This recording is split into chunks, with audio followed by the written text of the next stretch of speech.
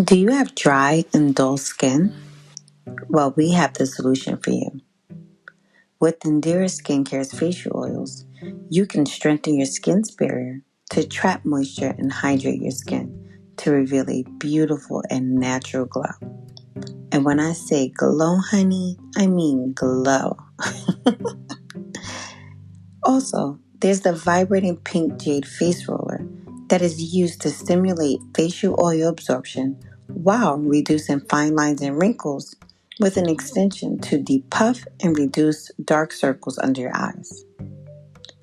Endura Skincare is not only here to reveal your natural glow, we are here to help our community.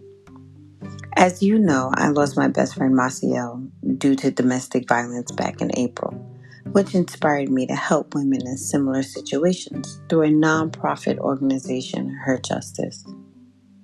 Her Justice stands with women living in poverty in New York City by recruiting and mentoring volunteer lawyers to provide free legal help to address issues such as individual and systemic legal barriers. Unlike Maciel, their clients, about 80% of them, whom are survivors of intimate partner violence, have urgent legal needs in the areas of family, matrimonial, and immigration law.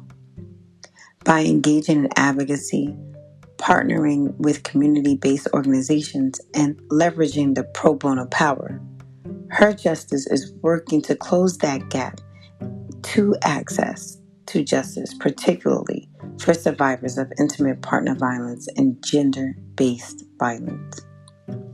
Now, Maciel loved the rose formula and used it daily on her face and her body, okay? Proceeds from the purchase of the rose formula will go to Her Justice to help fight injustices placed against women. With every purchase of the rose formula, you will be supporting women who are struggling in so many ways. This is my way for Masi to give back in spirit. So I want you to go to enduraskincare.com to make your purchase today. And you also can find out more information about how you can support Her Justice.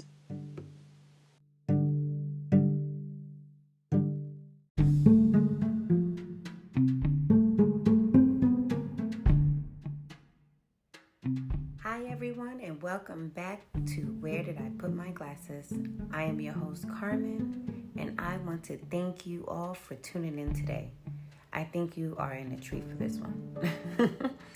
This is a topic that has been heavy on my heart lately, and I wanted to start this episode by saying all of my thoughts and opinions here are not to hurt or harm, just to enlighten. And also, I want to let you guys know I'm having some of that white wine from Spain, from the Juan Gil winery in Humilia, and can I tell you, amazing. I don't know if you can get it here. I think you can, but if you can, get it. So this episode is not to talk down on my sisters of other races and cultures. This is specifically to talk about Black women, since we have been the subject as of lately. I tried to not be on social media as much lately because of my classes and preparing for my perspectives, and I have a new topic for my dissertation, and I'm trying to work on building my literature review and for my research. And I've noticed when I do get on social media, there's been some talk about these two young men, and then a lot of other men subsequently after they were exposed, about being with Black women or not being with Black women and the reasons why they are not. And again, everyone has their preferences on who they date. There's a difference between preference and colorism, right? And they were definitely not speaking about preference. They were definitely displaying heavy colorist vibes. I believe the men from the podcast, their names were Fresh and Fit, and I could be making up their names. I mess up names all the time, guys. So their names are probably something else. But They were the most controversial as of lately, and there was a few people on their show, Brittany Renner and Asian Doll, and apparently they weren't feeling their vibes either. And I love when a woman stands her ground and lets a guy have it. Not to be rude or to be mean, but sometimes men think that because they're men, they can say whatever they want to say to us. So the fact that they were able to stand on all 10 toes and be solid and say what they need to say to these guys, I commend them. But I did not like, a lot of the things that they had to say, and that's what brought me here. I'm not going to Google their real names because I'm not going to give them any more light than they already have. They're already infamous, and I don't want to give them any more energy than what the world has already given them. There was also another man who talked about how black women were not raised to be wives, and that Hispanic women were more his type, and that black women are raised to be independent. And this made me think about a few things, and I thought I should share my thoughts with you all. So in my upbringing, right, my mom was a single mom. She had help from my aunt and my uncles and so forth and so on, but for the most part my father was absent. I mean, I knew who he was. I know some of his family members. He was not present whatsoever.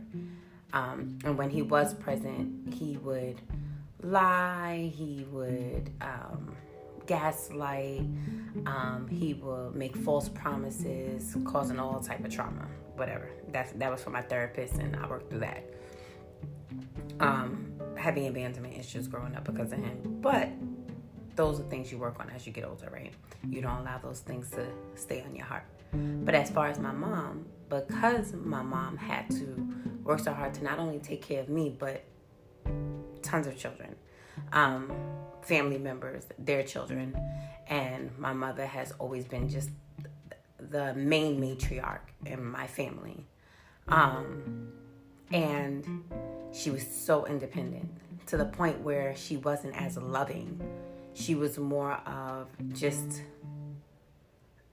she knew how to raise you. She knew what to say to make you fear her.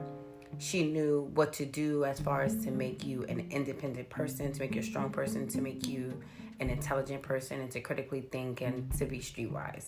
How to cook, how to clean, things like that. But she would always tell me like weird things, especially when it came to relationships, right? She would say, mommy's baby, daddy's maybe. Remember, a child is always going to be yours, but a father is not. A father doesn't always have a bond with a child. So you have to remember, if you have a child with a man, doesn't mean he's going to be there. Or if you have a husband, just know he's going to cheat.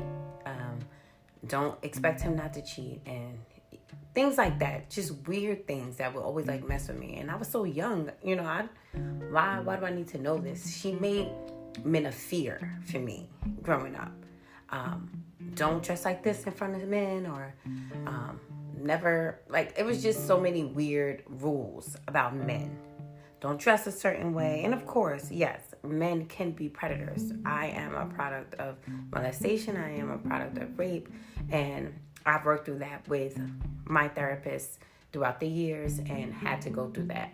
So I know how I've been through predatory behavior. I've experienced predatory behavior, and I've known plenty of women who have experienced predatory behavior. So it's not like it's uncommon and it's unheard of. Women, we have to deal with it all the time.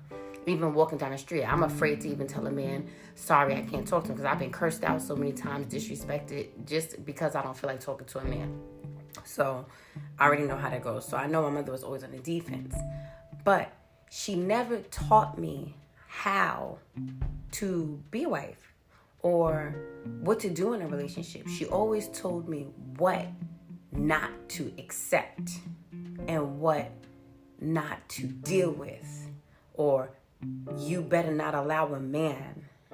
But I never saw or never learned how to actually be with the man. So when I heard that, I was like, okay, I get where he's going, right? Because a lot of my other sisters and my friends who are black, they say the same things, and or have experienced the same things. They may have not said it in those exact words, but they've experienced those same things. And it got me to reflect and think, well, why would that make a black man not want to be with you? Shouldn't that be even more of a reason to want to be with you, to show you that you don't have to be independent, that you don't have to rely only on yourself, that you can be interdependent with someone, and instead of downing, uplift. Or let's not talk about, a black woman, and he was looking at this black woman and she was sitting there and she probably felt even more hurt, and things like that. With that man said, and with those two gentlemen, fresh and fit, they seemed like clowns. They were talking really reckless to people, and they don't care, obviously, because they feel the way they feel, and whatever makes people happy makes them happy, right? And obviously that makes them happy. Unfortunately, they live in a world where the black man is a running target, and most black men are not even really respected by the majority of white people. So the fact that you glorify other races that do not consider you a real man is beyond me. But I digress. It triggered me in so many ways, because that woman had to sit there and listen to this man and it made me think about all the trauma and abandonment that I've had to go through, right? Even in my relationships, growing up, and it may have been a choice of mine, right? The men that I was choosing were similar to my father. Abandonments, false promises. Oh, I'm going to do this, I'm going to do that, don't do it. Or like my father would do, buy me so many things to make up for the lack of time he was spending. So I would find men who would be like, give me things or buy me things to make me feel better. And I'd be like, okay, well, all right, and I forgive you. Or I would overcompensate and be super wifey when I didn't need to be, right? And these were all trauma responses. And I've had, even dating and meeting, I live in California, so I hear all the time, especially from black men, that we are not desirable. Black women are not desirable to them out here, a lot of them. They want my white friends or Hispanic women. Most black men make it very clear. Out here, they don't fuck with me, and that's okay. That's fine. And the most of the men that do try to get with me are either other. And as of lately, I won't lie, I've been meeting, through the dating apps and stuff, I've been meeting some really nice black men of substance. So, I can't complain about that. And they've been really nice. Hasn't went anywhere, just, getting to know them and taking my time. But I'm appreciating that. Because for so long, being here for these almost 3 years, I've heard so much negative things to say about me as a black woman, or you're pretty for a black girl, or this and that, and things like that. And it's traumatizing, and it's time for men, especially black men, to stop speaking down on their women. And this is not all black men, again, because not all black men are out here doing that. But the ones who have a platform and have the ability to influence others in their opinions, they're spreading this false narrative that black women aren't good enough. And it's hard enough to be black in the United States, but then to be a woman and then having to do everything on our own.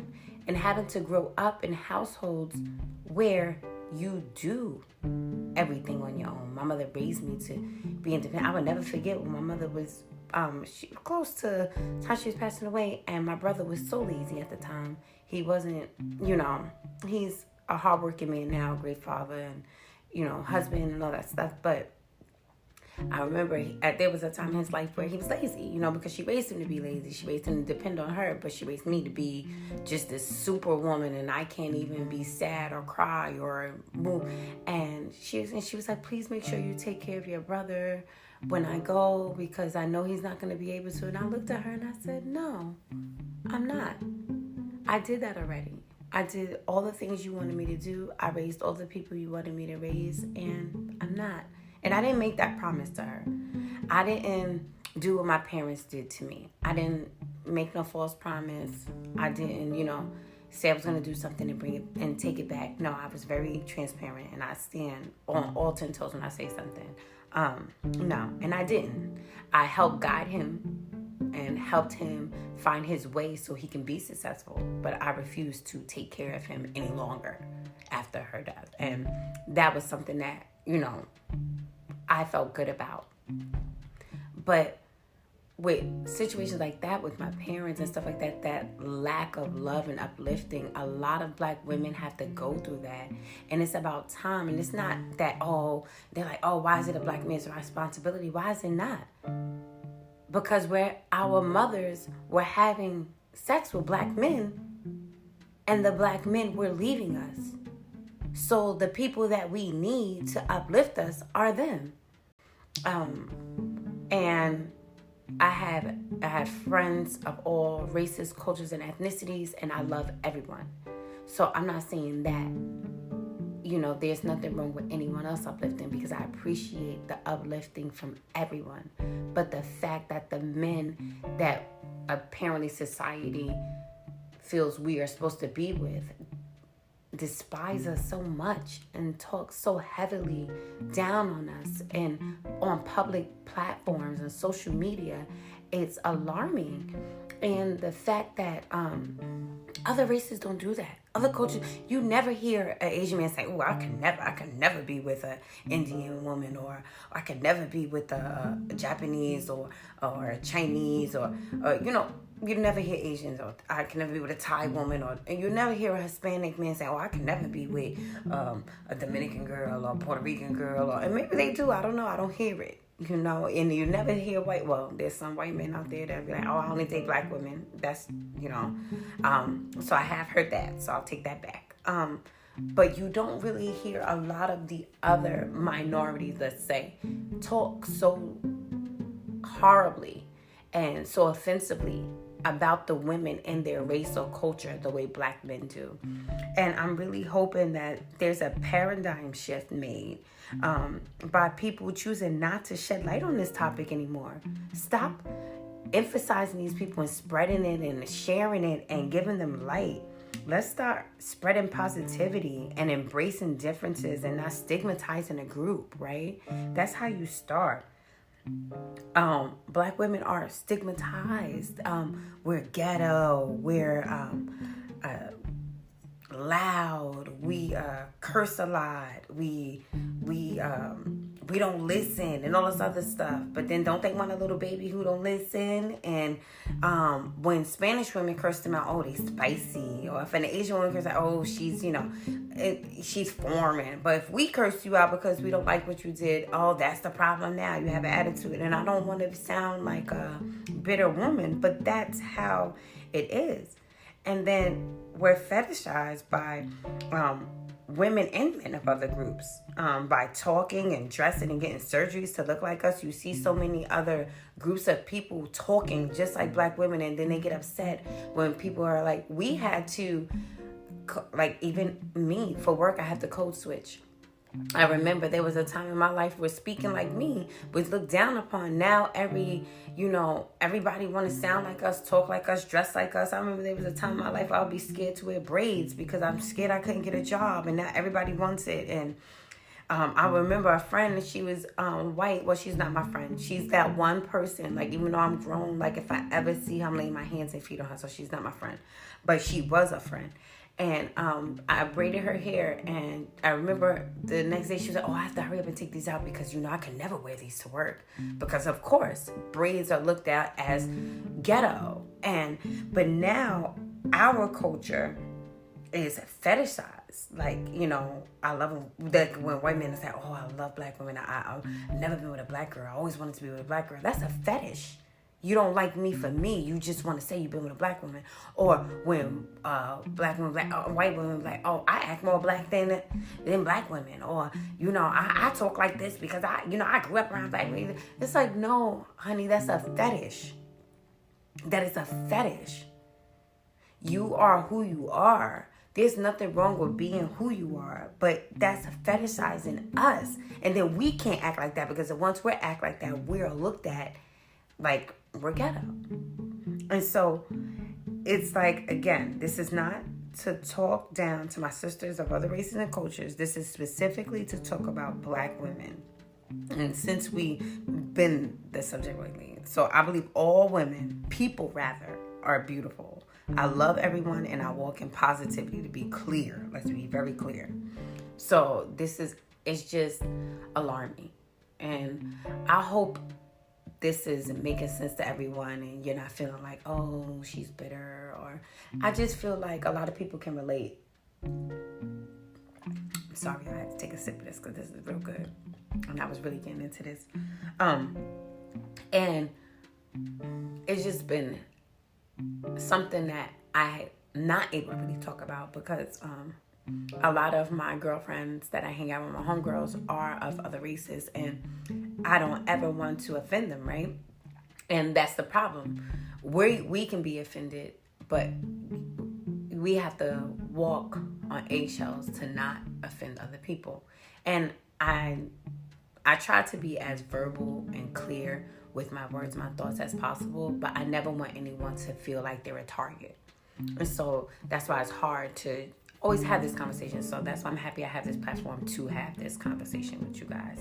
And another thing that has, I guess, shifted my my thoughts to this topic, because I was reading a book lately by this woman, and I don't remember her name, and I think the book is called The Professional Troublemaker. And the author, she's amazing.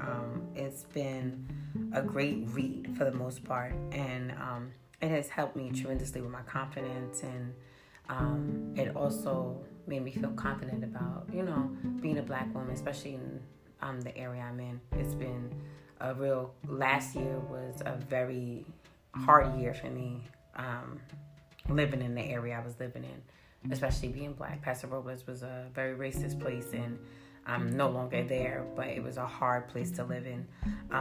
So she helped me bring that confidence back up. And the author mentioned the term Noir pixie dust to describe a woman. I think it was Janelle Monáe, because isn't she amazing? And it made me think about how black women, we are Noir pixie dust. By definition, pixie dust is a substance or influence with an apparently magical effect that brings great success or luck. And yes, black women have been killing it lately. And Noir is French for black. With that being said, I want my ladies to think about this. Have you ever sat in a room or walked into a room and realized that everyone was staring at you, and that you felt like you were different from everyone else? And not in a bad way. Well, sometimes it does feel bad, but in a good way. It's like you're shining and everyone is looking at your radiance, and some are admiring you, and there's those who are thinking, who the fuck does she think she is? Because, you know, sometimes we walk, you know, with that look at me. And that's exactly what I felt like pixie dust is. And when you feel that, you need to make sure you sprinkle that magic all over the world and make them sweat. And that's what they are doing right now. These guys are sweating because they notice that we are winning and we are shining. And we are successful. We are breadwinners. We are making money, and it is killing them. They are hurt. They don't know how to feel. So instead of uplifting them like, yes, queen, you are doing it, it's, you're ghetto. You're not good enough. You're not a wife, and you're this. So think about it like that. You are Noir pixie dust. There's nothing wrong with being the best person you can be, and there's nothing wrong with being confident in who you are and independent. But there is something wrong with everyone else looking at the confidence as a hindrance or a disability or trying to dim your light. You need to walk in your true self, Black women. You are loved, you are beautiful, and you are Noir Pixie dust. And do not let any of these men on these platforms make you feel any different. I will admit, at one point in my life, I lived in fear of being my true self, and it took work. I faced all those stigmas, and sometimes I still do, and like I said, in my dating life and in my professional life. But I continue to strive for greatness, and I take pride in being authentic. You all should take pride in being your true self, your authentic self, spreading that magic that makes you different. We are going to dive into all the ways that make you magical, right? And then in this transition of the discussion, I'm talking to everyone right now. No matter what you identify as and what your pronouns are, I'm talking to everyone at this current moment right now. Everyone should be in balance with their femininity and their masculinity. They need to walk proud. The way you talk, I'm a New Yorker, I have a heavy accent. The way you talk, the way you walk, the way you dress, the way you wear your hair, the way you speak. You better shine and make sure that you are the most successful that you can be and the happiest you can be, the kindest you can be, and if possible, the unicorn in the fucking room. And that's for everyone. But now back to my people. Well, everyone's my people, but back to the subject at hand. Now, most people look at this as cocky, like you need to humble yourself, but that's okay. That's their own projection. They may be feeling this way because they want that. They want that magic you possess. And they want to feel that power you give to the world. And so they project that onto you and feel you should be humble and you should not. And I'm here to tell you, I'm not. I'm not, and you don't need to be. Okay? Now, as a Black woman in a predominantly white field, I am constantly tested. Okay? The way I dress is one. I mean, I come to play every day. I always make sure I look good. I dye my hair whatever color I want. I wear my wigs. I rock my braids. I rock my locks. I am a different bitch almost every day of the week. You never know who's coming to work or outside. When I walk in the room, you can smell my Valentino from the door, honey. Now, all of this is uncomfortable for most, and that's okay. They ask questions sometimes. They pass so much judgment, but I answer with a smile and continue because I'm me. I am me, and I'm not going to dial myself down for anyone else to be comfortable. So me being me and you being you and you living in your truth and your authentic self should not make anyone uncomfortable. And if they feel that they need to tarnish who you are or talk down to who you are to make themselves feel good, then there's something wrong with them. Another thing, I also try to be as direct as possible. I'm never rude. I'm always kind. However, I make sure I say what I mean and I mean what I said. Like that me, I said what I said. That's me, but without, the anger. I stick to my boundaries and I do my job with fidelity. My character and my integrity is what I stand on. And I make sure that I'm a team player when it comes to my profession and in a life period, right? However, I am never a victim, and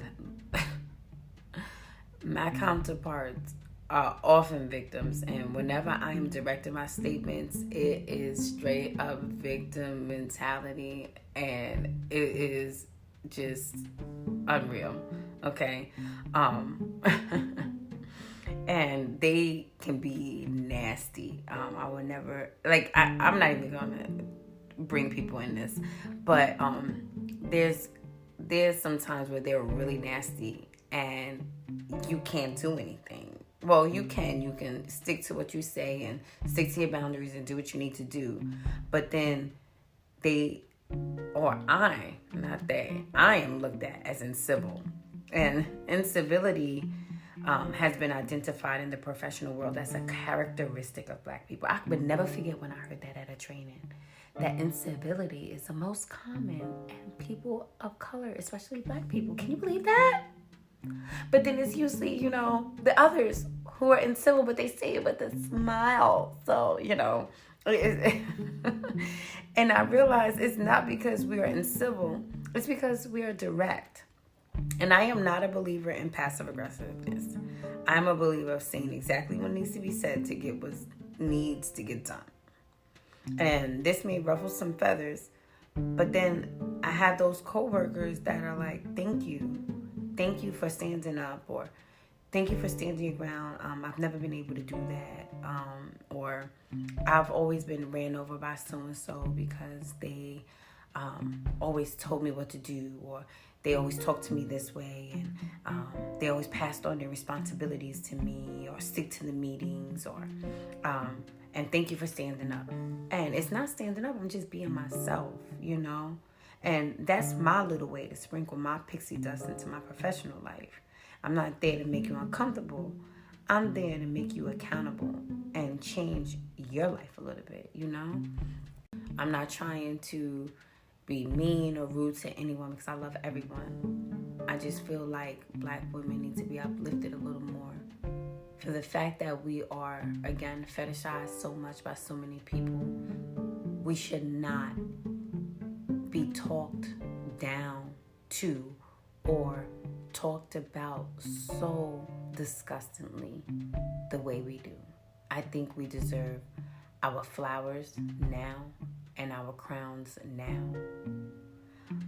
And I know, guys, I went off on a little rant, but I had to get that off my chest.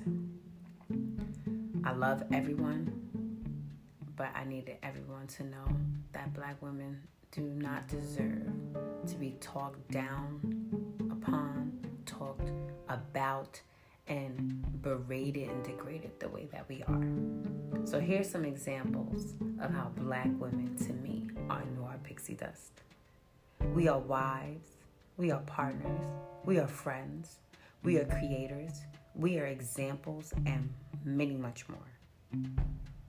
I hope people begin to recognize this, and it leads to a paradigm shift toward respecting us. Okay? All right, now, I know I've said an earful, but I hope it was insightful and it didn't sound angry, and that you all have enjoyed listening in today, and that it wasn't, it's coming from a loving place. Thank you so much for allowing me to get that off my chest. I feel so much better now. I don't know if it's the wine or getting that off my chest, but either way, I feel good. And I hope everyone knows, and if you know me, I love everyone. And this is coming from a loving place. This is coming from a positive place. And I just want to spread some light, spread some of my Noir pixie dust, and make you all feel some sort of positivity towards us Black women. So thank you again. And please, everyone, share Where Did I Put My Glasses with your family and friends. Click follow or subscribe on your preferred podcasting platforms to stay updated on the latest episodes, and give me 5 stars, guys. You want to. Also, go to wheredidiputmyglasses.com for information on me and to sign up to be on our email list. To interact with me directly, go to Instagram or Facebook at Where Did I Put My Glasses for your thoughts, suggestions for future episodes, comments, or questions on today's episode.